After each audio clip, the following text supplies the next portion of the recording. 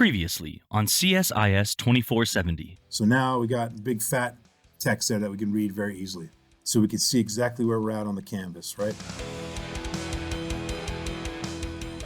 All right, let's get back to our line. Notice our line went away because I have our show in the setup. Well, we want to put the show line in the draw function, right? Because if we don't, then it's just going to go away when we reset the draw. So I'm going to put that back in here. There we go. So now the line's back, and the whole reason I did that little tangent there is so that I can know exactly what coordinates I want. I want to draw another line from right here at 200, 200. Now I have that tool. I know exactly where I'm at. Up to about right here, right? And I'm looking at this one. This is at 100 or so. That's probably 100, 100, right? My mouse is a little off. That makes sense. Yeah, it's 100 from the top. Yeah. So I want to go down 100, and I want to go up to this point, which is about, I don't know, does that look like about an equilateral triangle right there? If it would draw a point from the bottom of the triangle to my arrow, my cursor? Well, 300, yeah, but does that look about right? Yeah. Okay, so which kind of makes sense with the numbers we used here. That sounds about right.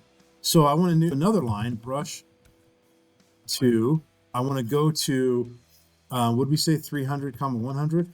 That should get us there. Let's see. Yeah, that looks pretty good. Okay. And now I want to close it off, right?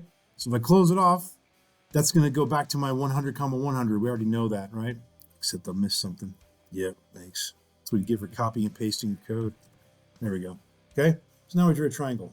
All right. Now we can do more with this, right? One of the cool things about this is because we have this end path, it knows that this is a whole thing, right? If I were to not have this begin path and close path there, I said end path, but I meant close path. If I didn't have the begin and close, the next time I tried to draw a line, it would think it's part of this set of lines. It would treat them all as one set of lines, right? And it would try to make them connected somehow. And so it's tricky to try to contrive an example of it.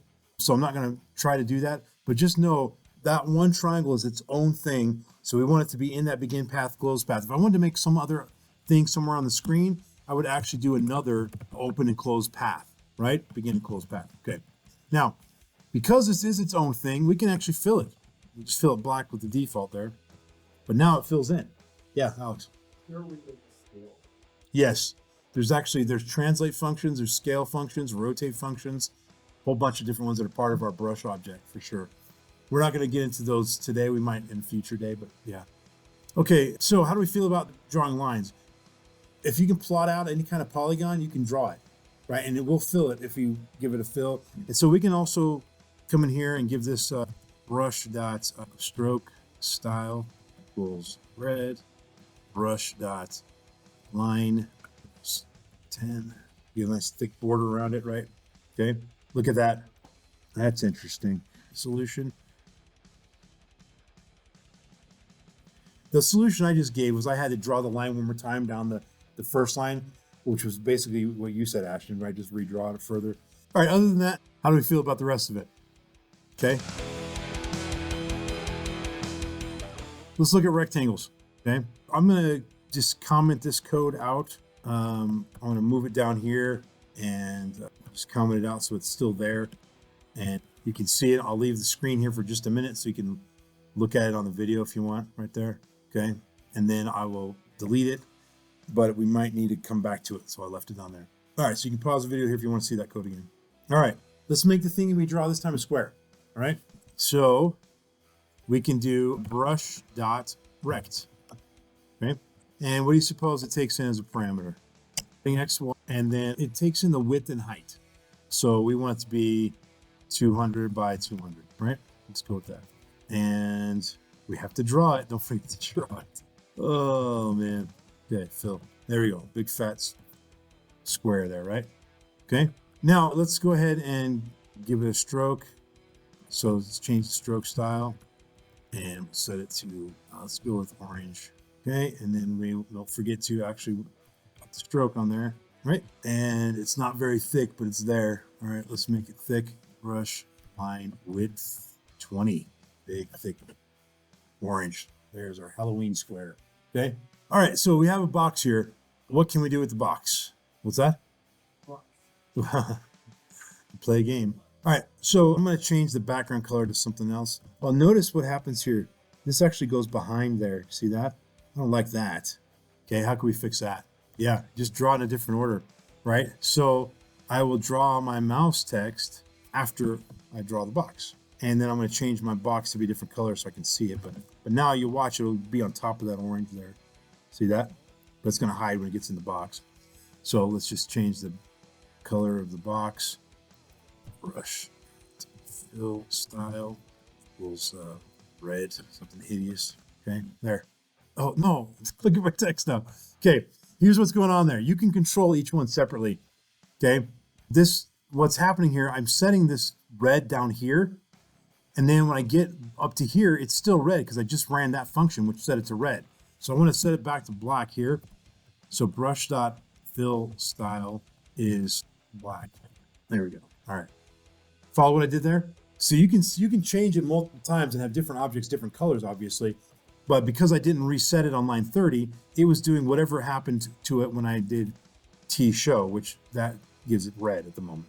Okay. And then we just changed it back to black as soon as that ran, right before we ran this. Okay, so there we go. I'm probably going to get rid of that mouse thing, starting to bug me a little bit, but I just needed there to show you that it's a useful tool and you might have fun with knowing that that works. All right. In fact, let me quickly show you something. I have, whenever I do Canvas stuff here, I have this template right here. This, if I were to run this page, this is what it looks like. It starts off with a pink canvas and it has a little thing on there that says Canvas is live, right? So the reason I have the pink canvas, I know that tells me my CSS is working. And the fact that it's full width tells me my JavaScript's working, right? And the fact that I got this thing trailing around my mouse tells me that my Canvas code is working too. So this is in one little move, I can see that everything's working. Also, you'll see in here, I have several files. I have all my action listeners in one place. I have my functions that I use, my draw, my setup and everything. So my main class looks like this. I'm just going to show you this for 2 seconds, but just so you can see. So my main class, it's just the setup and the draw. And I have this box variable here.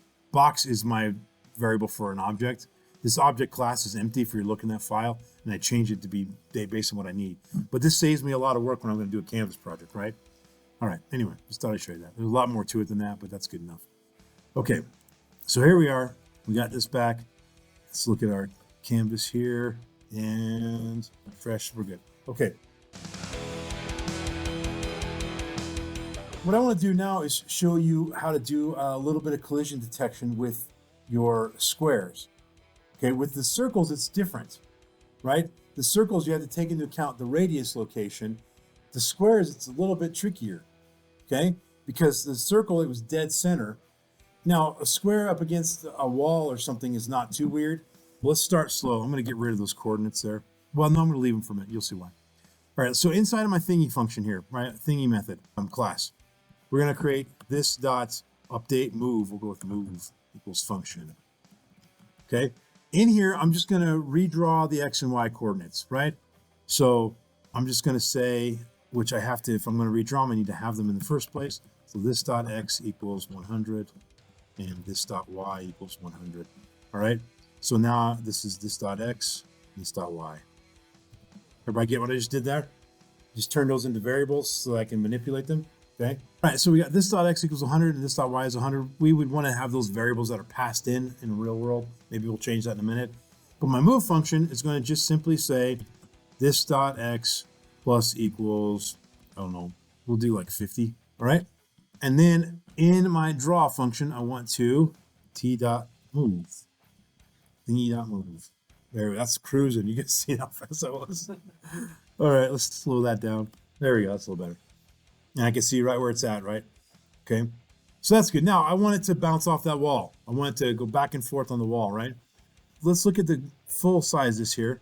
The edge of the screen we know is 0, right? Just looking at the X coordinate. That's as far as I can go. I'm all the way against the wall. What's the right side called? You can't see it because it's off the screen there. What is it though? It's the width of the canvas, right? It's whatever the canvas width is, or the window width, which will be the same in our situation. So I want to look at when the X and Y, which is that top right left coordinate there, right? When it's right up against the edge there, when it's 0, when X is at 0, then I want to bounce. And when X is at the end of the canvas minus the width of the rectangle. That makes sense, right?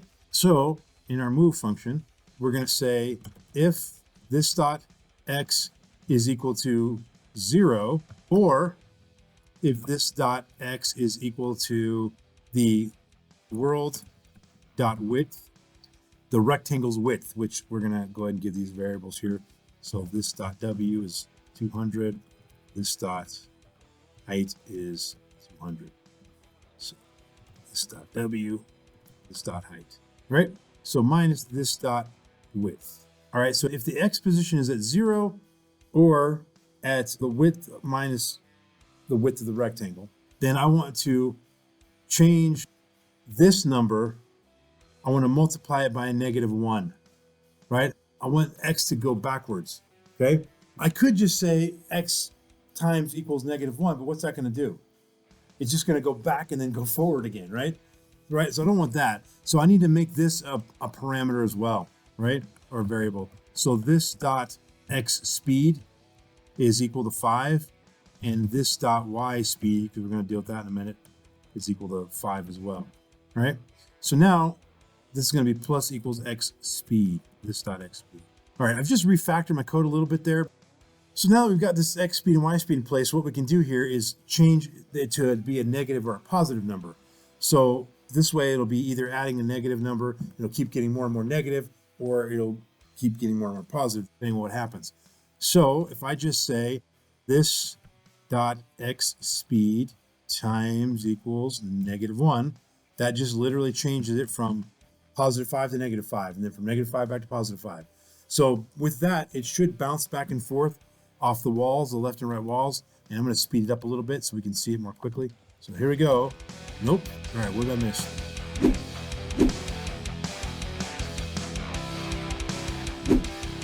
Yep, you're right. It should be less than, very good catch, less than or greater than. That you should always do it that way. You're absolutely right, Alex. Good catch.